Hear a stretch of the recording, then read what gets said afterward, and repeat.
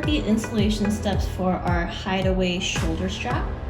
All we need is the back silicone outer wrap part and then the shoulder strap.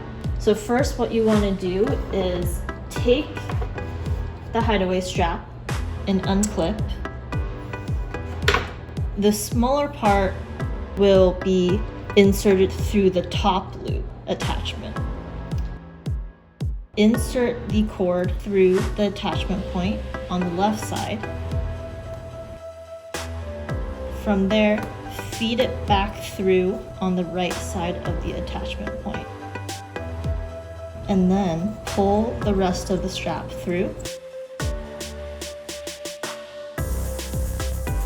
Now take the second strap, insert through the left,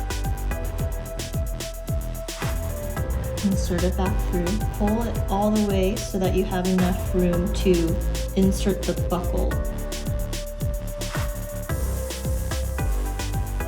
From there, connect the two parts of the strap back together.